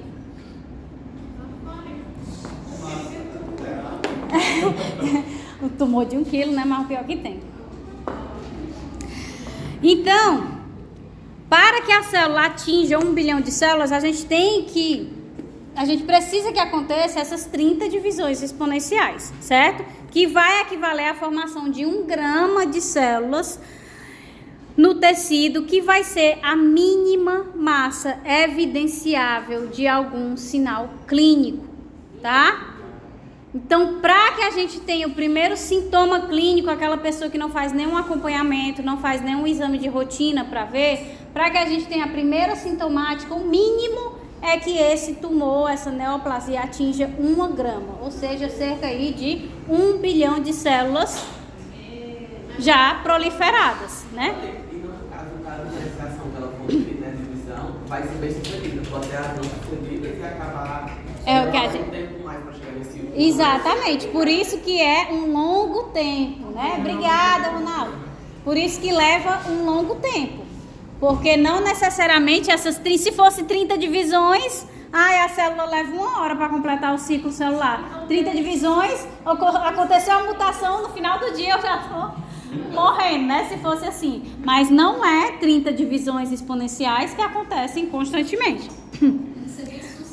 Tem que ser bem sucedidas. Então, quando a gente chega, né, depois de atingir 1 grama e passa aí por cerca de mais 10 divisões exponenciais, até que se atinge 1 trilhão de células, que é um tumor de mais ou menos aí 1 quilo, que é a média das maiores neoplasias já identificadas que são compatíveis com a vida, né? Então, acima disso já é mortal, né? Ou quando a pessoa faz o tratamento, mesmo que a pessoa faça o tratamento, a sobrevida ela é muito pequena, né? Aquele que a pessoa diz, não, 3 semanas, porque já tá muito, tem vários, tem muitos, da pessoa já tá num nível muito elevado, já metastasizou para o corpo todinho, não tem mais solução não. Quando ele sentiu, quando ele teve a sintomática, já foi para, infelizmente já foi para morrer. Portanto, o que a gente observa é que 3/4 do tempo de desenvolvimento da neoplasia maligna, a gente está cego, né? Entre aspas. Coloco logo? Termine esse aí. Termino só esse slide aqui, aí pronto. Não, é mais pra, eu boto... A senhora não quer fazer isso só no intervalo? Então, E vocês vão continuar assim? mudar o slide, mudar o Então tá bom. Tá bom. Então vamos parar na metade, aí a gente bota o projetor no intervalo. A gente não, eu coloco. Então, 3/4 do tempo, né, a gente fica cego, a gente não sabe o que está acontecendo, a gente não sabe que está se formando a neoplasia. Então, é por isso que fica evidente que em uma neoplasia, o grande segredo se chama diagnóstico precoce, né? Porque quanto mais cedo o diagnóstico for feito, melhor e mais fácil de você tratar com maiores índices de cura. Porque se eu tô fazendo meu exame de rotina, a mulher vai lá, faz um ultrassom, olha, achei uma massa suspeita, né? Vamos lá, ou faz a ultrassom da tireoide, é suspeita. Vamos fazer uma biópsia, vamos fazer uma ressonância para ver. Então, tudo isso é para que se identifiquem as doenças precocemente. Quando se diz, tem que fazer um acompanhamento de rotina, é para isso, né? Porque se a gente for ficar esperando sentir alguma coisa, na maioria das vezes não vai mais adiantar. Então é importante que fique claro que o ritmo de crescimento da célula neoplásica não é perfeitamente exponencial. Ela sofreu a transformação maligna e aí multiplicou por 2, depois por 4, depois por 8, depois por 16, não vai indo perfeitamente exponencial, certo? Isso vai ocorrer no início ali, na primeira, na segunda divisão, mas logo depois vai vir o equilíbrio. Como é esse equilíbrio? As células que são proliferadas, produzidas pelo tumor, elas vão ser equilibradas pela quantidade de células do tumor que serão destruídas. Então, a mesma quantidade que se prolifera, a mesma quantidade que vai ser destruída. E quem é que vai destruir essas células? Para que essa divisão exponencial não aconteça de forma tão rápida. Vai ser o sistema imune, né? Que vai reconhecer as proteínas antigênicas do tumor. Então, vai atacar essas células, matando essas células. E também vai ser pelas condições que não são sempre ideais. Ela não está se proliferando? Então, nem sempre ela vai ter ali uma corrente sanguínea passando para fornecer o oxigênio, os nutrientes, né? Quando as células, elas sofrem o tumor, elas podem ainda ter genes, por exemplo, genes supressores de tumor, né? Que reconhecem o dano ao material genético, desencadeiam a apoptose, ou no próprio reconhecimento do sistema imune, a gente pode ter a morte dessas células e esse processo ele acaba desencadeando que outro processo da imunologia? A inflamação, né? Esse processo inflamatório ele vai aumentar tudo isso, então vai matar as células enquanto elas estão se proliferando. Tem outros mecanismos que também estão tentando conter essa proliferação. Por isso que as divisões exponenciais não acontecem uma após a outra perfeitamente.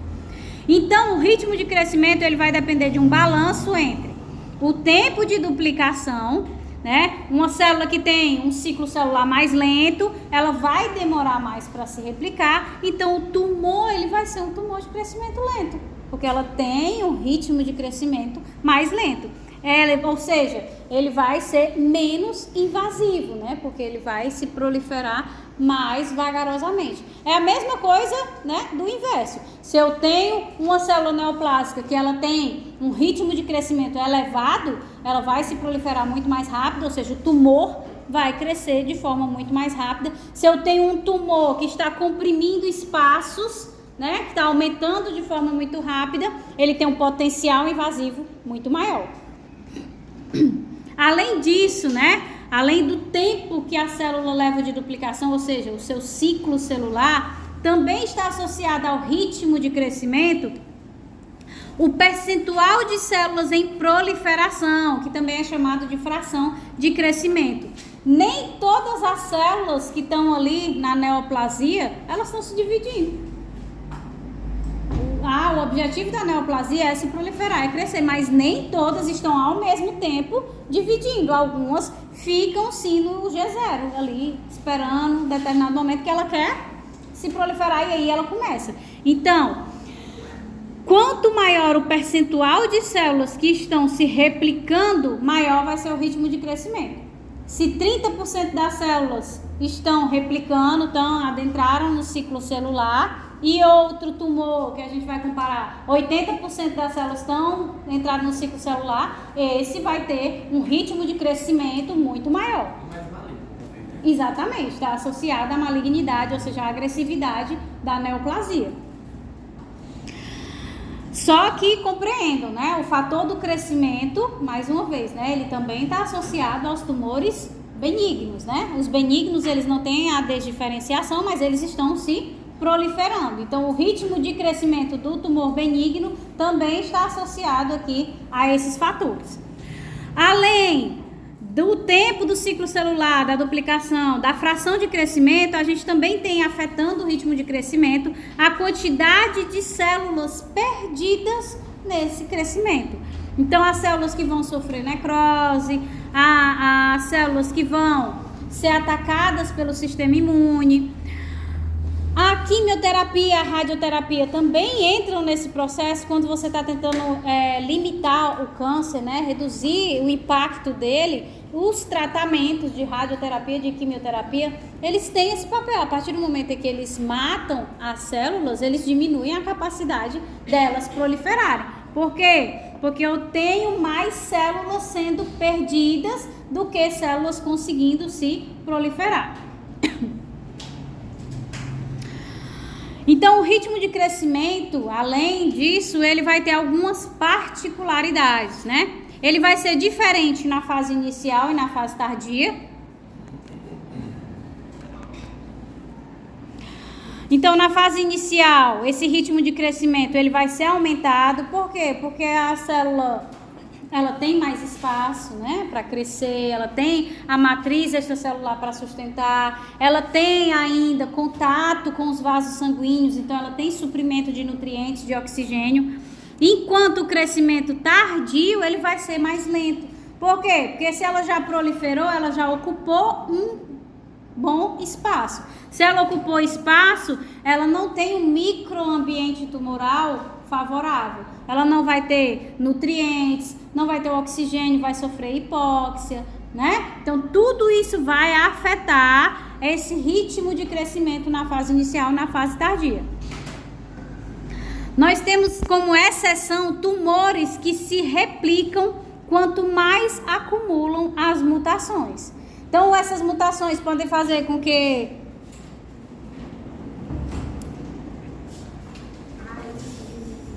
ficou desse jeito quando eu puxei. Quanto mais eles se replicam, eles vão aí, né, conseguir ativar mais fatores de crescimento, vão ativar mais receptores para que elas se proliferem mais. Então, eles vão conseguir secretar substâncias que favoreçam a secreção da matriz extracelular. Então, se ele não tem espaço, mas ele tem uma mutação que favorece com que ele consiga montar o estroma de sustentação, então ele consegue esse espaço de volta. Se ele tem mutações que favorecem a secreção do fator de crescimento de vasos, né, favorecendo a angiogênese, ele vai conseguir esses nutrientes, esse oxigênio. Então, quanto mais mutações, maior a probabilidade desse tumor conseguir ter o crescimento mantido mesmo na fase tardia, tá?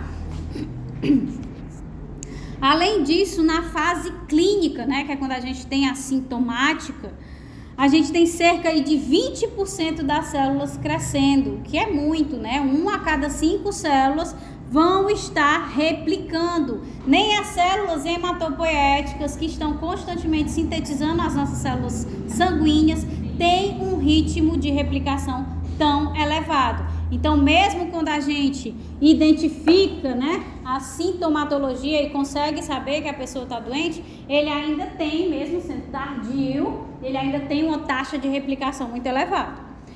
Por fim, nós temos a importância clínica, né, que está relacionado à susceptibilidade à quimioterapia.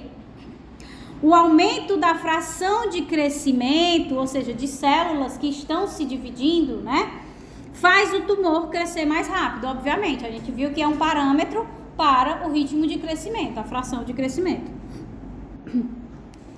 Se esse tumor ele cresce mais rápido, ele vai ficando maior e vai ocupar mais espaço, podendo obstruir regiões que aumentam as manifestações clínicas que permitem a escolha do tratamento quimioterápico ideal. Então, apesar dele estar se proliferando muito rápido e fazendo esse tumor crescer muito, houve uma vantagem, porque ele agravou a sintomatologia e aí o tratamento ele pode ser mais direcionado, tá? Então, como observação, eu coloquei aqui que os quimioterápicos, em geral, basicamente, eles têm duas vertentes. Os citotóxicos, né, que atuam matando a célula, e os bloqueadores da divisão celular. Esses bloqueadores da divisão celular, eles vão ser ideais para neoplasias com fração de crescimento elevado. Aquelas células que estão, aquele tumor neoplásico que está com fração de crescimento muito elevada. 80% das células estão dentro do ciclo celular para se dividir. Então, se eu inibo o ciclo celular, eu vou ter uma resposta melhor de tratamento para aquela neoplasia. Obviamente, nós vamos ter aí os efeitos colaterais, né? Tanto para os citotóxicos como para os bloqueadores do ciclo celular, porque ele não é específico de forma geral, então ele vai matar as células, vai também inibir a proliferação de células que estão em divisão celular. Por exemplo, nós sabemos que as células da nossa pele, né, as células do estômago, elas têm um ritmo de crescimento muito mais elevado, não relacionado à neoplasia, né? Por quê? Por conta do ácido, por conta da exposição, né, que a gente vai ter na remoção aqui das células da epiderme.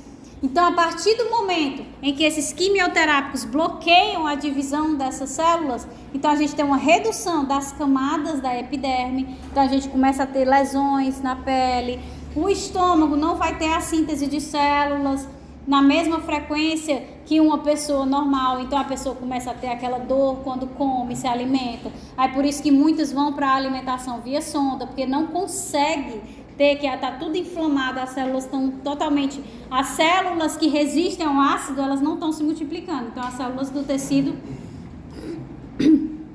começam a sofrer os impactos da secreção do ácido pelas células que ainda restaram.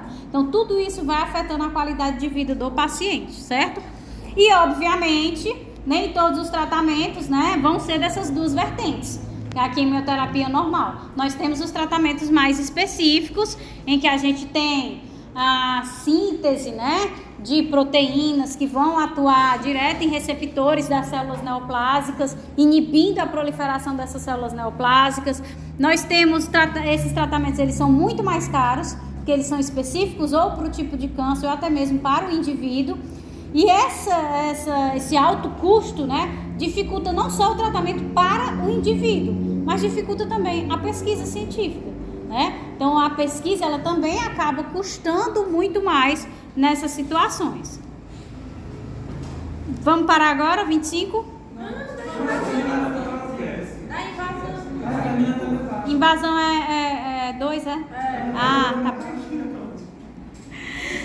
Então... Passou pela transformação maligna, proliferou, né? Cresceu. A partir de agora, se houver invasão, não pode mais se tratar de um tumor benigno, tá? A partir de agora, a gente tem malignidade. Então, dessas células que cresceram, algumas delas vão invadir, que é o critério de malignidade. A maioria dos tumores benignos cresce como massas expansivas coesas que permanecem localizadas nos seus locais de origem em uma cápsula. Nem todos, obviamente, são encapsulados, mas a imensa maioria é encapsulada, certo?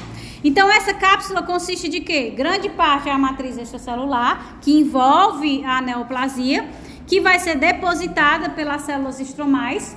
Tanto o tumor benigno quanto o maligno precisa do estroma de sustentação, né? Então, fibroblastos vão atuar na secreção, certo? Que são ativadas por danos hipóxicos resultantes da compressão tumoral em expansão e o processo inflamatório crônico seguido de fibrose. Então, a inflamação também vai contribuir na formação dessa cápsula, não apenas a ação dos fibroblastos, certo? Então, a encapsulação cria um plano de tecido que torna o tumor bem definido, né? Então, ele é facilmente palpável, ele é móvel, ou seja, ele não é fixo, por isso que consegue, às vezes, pegar, principalmente aqui na tireoide, mexer. E ele vai ser excisável por enucleação cirúrgica. Então, ele vai ser muito mais facilmente removido, porque ele está envolto por essa cápsula. Então, tira a cápsula toda e aí já resolve o problema do tumor benigno. Não é porque o tumor é benigno que eu vou deixar ele lá. Porque, pelo que a gente viu, ele pode sofrer uma progressão tumoral até se tornar maligno. No meio desse caminho também, se algum fator ambiental desencadeia, aí acelera mais. Exatamente. A pessoa, por exemplo, fumantes, né, que é o que a gente viu como agente carcinogênico. O fumante está lá e a célula acaba sofrendo uma transformação maligna, inicia o processo de neoplasia benigna. O indivíduo continua fumando, as mutações vão continuar acontecendo e aí ele pode acontecer mais mutações naquela célula neoplásica benigna. O acúmulo de mutações vai caracterizar a progressão tumoral, que pode levar uma célula benigna a uma neoplasia benigna a uma neoplasia maligna.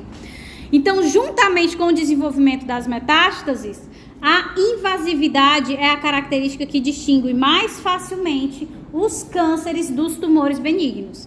Então, os cânceres não possuem cápsulas bem definidas. Existem casos em que um tumor maligno, que cresce lentamente, parece estar delimitado pelo estroma do tecido local circundante do hospedeiro, mas o exame microscópico revela minúsculas projeções de células, que é o que a gente chama de patas de caranguejo. São essas projeções de células que vão penetrar na margem e infiltrar as estruturas adjacentes. Então, por mais que a gente veja e ache que está bem definido, não, vai ser benigno. Por isso que a gente tem que analisar, fazer a biópsia, porque por mais que não, isso aqui é uma cápsula, isso aqui é benigno com certeza. Quando vai analisar essa cápsula, ela tem, nem que seja uma expansão, uma perfuração da cápsula, já caracteriza como invasão, ou seja, já caracteriza como malignidade. A velocidade de crescimento está diretamente relacionada à capacidade de invasão. Tumores que crescem muito rápido, como a gente viu lá no ritmo de crescimento, estão associados a uma velocidade maior de invasão e a um maior grau de malignidade. Se tem invasão, tem malignidade. Então, a invasão local ela é muito importante do ponto de vista da ressecabilidade, ou seja, da importância clínica.